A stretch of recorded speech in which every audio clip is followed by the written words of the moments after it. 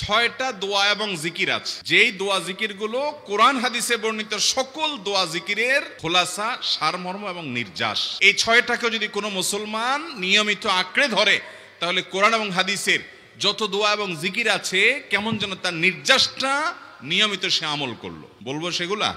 প্রিয় নবী সাল্লাল্লাহু আলাইহি সাল্লাম প্রতিটা পদে পদে, প্রতিটা কাজে কাজে, প্রতিটা মুহূর্তে মুহূর্তে আমাদেরকে জিকির শিক্ষা দিয়েছেন, দোয়া শিক্ষা দিয়েছেন। ইমানদারের জীবনে এমন একটি পদক্ষেপও নাই, এমন একটি কাজও নাই যেই কাজে কোনো না কোনো দোয়া নবী করিম সাল্লাল্লাহু আলাইহি সাল্লাম শিক্ষা দেন নাই, এমন কোনো কাজ নাই। সেই দোয়া, সেই জিকির সম্পর্কে আল্লাহ তাআলা কোরআনে বলেছেন, ইয়া আইয়ুহাল্লাযীনা আমানু, হে ওই সকল লোকেরা যারা ঈমান এনেছো, যারা মহান সত্তা রব্বুল আলামিনকে রব হিসাবে স্বীকৃতি দিয়েছো, সাক্ষ্য দিয়েছো, ঈমান এনেছো, কানেক্টেড হয়েছো, উযকুরুল্লাহ যিকরান কাসীরা, তোমরা আল্লাহর জিকির করো অধিক পরিমাণে, বেশি পরিমাণে। সাধারণ না অন্য আমলের মতো জিকিরের পরিমাণটা হতে হবে সবচাইতে বেশি। আল্লাহ বলেন না কোরআনে কোথাও তোমরা বেশি বেশি নামাজ পড়ো। এই আমলটা এমন আমল জিকির যেটার পরিমাণ আল্লাহ বেশি করে করতে বলেছেন। মুহতারাম হাজিরিন, আমাদের বেশিরভাগ মুসলমানদের অবস্থা হলো আজকাল যে নবী করিম সাল্লাল্লাহু আলাইহি সাল্লামের জিকির, যখন তিনি যে জিকির বা দোয়া করতেন, আমাদের দেশের বেশিরভাগ মুসলমান ভাইরা তার 100 ভাগের 1 ভাগ জিকির সম্পর্কেও আমরা ওয়াকিফ হাল না, জানি না। আমল তো পরের কথা। আমাদের নবী করিম সাল্লাল্লাহু আলাইহি সাল্লাম খাওয়ার শুরুতে আল্লাহর জিকির করতেন না করতেন না? কি বলে খেতেন? বিসমিল্লাহ। খাবার শেষে তিনি দোয়া পড়তেন না পড়তেন না? তিনি যখন ঘুমোতে যাইতেন দোয়া করতেন না? ঘুম থেকে উঠতেন যখন, এমনকি ঘুম থেকে রাত্রে ঘুম ভেঙে গেছে তখনও, ভোর রাতে তাহাজ্জুদের জন্য যখন উঠেছেন তখনও, ওযু করার জন্য শুরু করেছেন ওযু তখনও বিসমিল্লাহ, ওযু শেষ করেছেন তখনও কালিমায়ে শাহাদাত এবং দোয়া। ঘর থেকে বের হচ্ছেন, মসজিদে যাবেন তখনও বিসমিল্লাহি তাওয়াক্কালতু আলাল্লাহ, বিসমিল্লাহ। আবার মসজিদে যাচ্ছেন, পথে রাস্তায়ও দোয়া। মসজিদে যখন প্রবেশ করছেন তখনও দোয়া, দুরুদ। মসজিদে প্রবেশের পর তাহিয়াতুল ওযু, তাহিয়াতুস সালাত মসজিদ আদায় করতেছেন, সেখানেও দোয়া। আর পুরো নামাজটা তো জিকির আর দোয়া আছেই।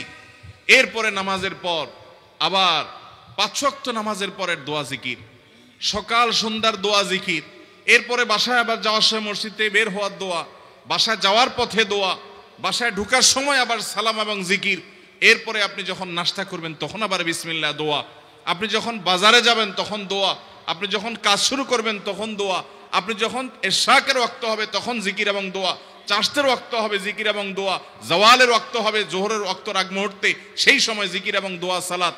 আবার জোহরের সালাত, জোহরের সালাতের পরে আবার 5 ওয়াক্ত সালাতের পরে জিকির, দোয়া।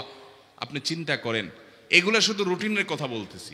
রুটিনের বাইরে যে কাজগুলো হয়ে থাকে প্রতিনিয়ত আমাদের, নতুন পোশাক পরছেন আপনি দোয়া, পুরান পোশাক পরছেন আপনি দোয়া, স্ত্রী সহবাস করছেন আপনি দোয়া, টয়লেটে ঢুকছেন আপনি দোয়া, টয়লেট থেকে বের হচ্ছেন আপনার দোয়া আছে, আপনি যুদ্ধের রণাঙ্গনে গেছেন দোয়া আছে, বিপদে পড়েছেন দোয়া আছে, সুখে আছেন দোয়া আছে। সর্বাবস্থায়, প্রতি মুহূর্তে, প্রতি কদমে, প্রতি দমে, প্রতি নিঃশ্বাসে, প্রতি ক্ষণে নবী করিম সাল্লাল্লাহু আলাইহি সাল্লামের পুরো জীবন আপনি হাদিসের ভান্ডার খুললে দেখবেন দোয়া আর দোয়া, জিকির আর জিকির ছাড়া কিচ্ছু নাই। আল্লাহ তাআলা যে কোরআনে বলেছেন, হে ঈমানদাররা তোমরা আল্লাহকে বেশি বেশি জিকির করো, আল্লাহর স্মরণ বেশি বেশি করো। আল্লাহর স্মরণ বাজারে গেলে তখনও থাকবে, ব্যবসা করব তখনও থাকবে, চাকরি করব তখনও থাকবে, ঘুমাবো তখনও থাকবে, ঘুম ভেঙে যাবে তখনও থাকবে, ওযু করতে যাব তখনও থাকবে, গোসল করতে যাব তখনও থাকবে, মসজিদে প্রবেশ করব তখনও থাকবে, কারোর সাথে সাক্ষাৎ হবে তখনও থাকবে, মুসাফা করব তখনও থাকবে, মুআনাকা করব তখনও থাকবে, স্ত্রী সহবাস করব তখনও থাকবে, খাওয়া দাওয়া করব তখনও থাকবে, টয়লেটে যেতে বের হতেও থাকবে। এমন কোন সময় থাকবে না মুসলমানের যে আল্লাহর জিকির, আল্লাহর স্মরণ, দোয়া থাকবে না। আল্লামা ইবনে সাদি রাহিমাহুল্লাহ, বিশ্ববিখ্যাত মুফাসসির, তাফসীর ইবনে সাদির লেখক, তিনি বলেছেন কোরআন এবং হাদিসে যত দোয়া, যত জিকির আছে পরিমাণে এত বেশি যে সবগুলো অনুযায়ী আমল, এটা খুব সহজ কাজ না। আমি চেষ্টা করেছি কোরআন হাদিসে যত দোয়া আছে, জিকির আছে, এগুলোর জিস্ট এবং নির্যাসটা বের করে আনা। তো আমি কোরআন হাদিস অনুসন্ধান করে ঘেটে দেখলাম 6টা দোয়া এবং জিকির আছে, যেই দোয়া জিকির গুলো কোরআন হাদিসে বর্ণিত সকল দোয়া জিকিরের খোলাসা, সারমর্ম এবং নির্যাস। এই 6টাকে যদি কোনো মুসলমান নিয়মিত আঁকড়ে ধরে, তাহলে কোরআন এবং হাদিসের যত দোয়া এবং জিকির আছে কেমন যেন তার নির্যাসটা নিয়মিত সে আমল করলো। বলবো সেগুলা। এই 6টা দোয়া এবং জিকিরের মধ্যে সর্বপ্রথম হলো নবী করিম সাল্লাল্লাহু আলাইহি সাল্লামের প্রতি দুরূদ প্রেরণ করা। নবীজি সাল্লাল্লাহু আলাইহি সাল্লামের প্রতি দুরূদ প্রেরণ করার আমল এরকম আমল, আপনি যদি সারা দিনে শুধুমাত্র নবীজির প্রতি দুরূদ প্রেরণ করার আমলটাই জিকির হিসাবে সবচেয়ে বেশি করেন, দোয়া হিসাবে যদি এটাই আপনি সারাদিন করতে থাকেন, তো আপনার জন্য যথেষ্ট হবে। আল্লাহর কাছে আর কিছু না চাইলেও চলবে, আর কিছু না চাইলেও চলবে। দুরূদ মানে হলো নবীজির জন্য দোয়া করা। ভাই, আল্লাহ তার হাবিবকে রহম করবেন, আপনার আমার দোয়ার দিকে আল্লাহর তাকানোর কোনো ঠেকা আছে? নবীজি কি আমাদের দোয়ার কোনো মুখাপেক্ষী? কিন্তু আমরা তার জন্য দোয়া করলে ওই চান্সে আল্লাহ তাআলা আমাদের প্রতি অনুগ্রহ করবেন। একবার না, আপনি নবীজির প্রতি একবার রহমতের দোয়া করবেন, একবার দুরূদ পাঠ করবেন। মান সাল্লা আলাইয়া মাররাতান সাল্লাল্লাহু আলাইহি আশারা, নবীজি সাল্লাল্লাহু আলাইহি সাল্লাম বলেছেন, একবার আমার জন্য তোমরা দোয়া করলে, আমার প্রতি দুরূদ পাঠ করলে, আল্লাহ তাআলা তোমাদের জীবনে 10 বার 10 জায়গায় 10 টাইমস তোমাদের উপর আল্লাহ তাআলা অনুগ্রহ করবেন। আপনি টেরও পাবেন না কত জায়গায় আল্লাহ অনুগ্রহ করেছেন। আল্লাহ বাঁচাই দিয়েছেন, একটুর জন্য শেষ হয়ে যান নাই। ওই যে দুরূদ পড়ছেন, আল্লাহ তাআলা রক্ষা করছে, আপনি খবরও নাই। আল্লাহ তাআলা আপনার প্রতি বিশাল একটা দান করছে, আপনি লক্ষ্য করেন নাই। ওই যে দুরূদ পড়ছেন একবার, 10 বার রহমত হবে। এভাবে যত দুরূদ পড়বে সে তত রহমত এবং অনুগ্রহ পাবে। হাদিস নির্দেশিত দুরূদ হলো দুরূদ ইব্রাহিম, আর সবচেয়ে সংক্ষিপ্ত দুরূদ হলো সাল্লাল্লাহু আলাইহি সাল্লাম। 2 নম্বর যেটা, দ্বিতীয় আমল যেটা, ইস্তিগফার। এটাও বেশি বেশি করতে হবে, কারণ ইস্তিগফার সম্পর্কে কোন কোন হাদিসের ভাষ্যের মধ্যে মান লাজিমাল ইস্তিগফার ভাষ্য এসেছে, অর্থাৎ যে ব্যক্তি ইস্তিগফারকে আঁকড়ে ধরবে, এটাকে কন্টিনিউয়াসলি করবে, ইস্তিগফার কখনো ছাড়বে না, সবসময় তার মধ্যে ইস্তিগফার অব্যাহত থাকবে, ওই ব্যক্তিকে আল্লাহ রাব্বুল আলামিন বিভিন্ন পেরেশানি থেকে সারপ্রাইজড হওয়ার মতো এমন এমন পথ বের করে দিবে যে সে চিন্তাও করে নাই। তার পেরেশানি থেকে মুক্তির পথ আল্লাহ তাআলা দেখাই দিবে।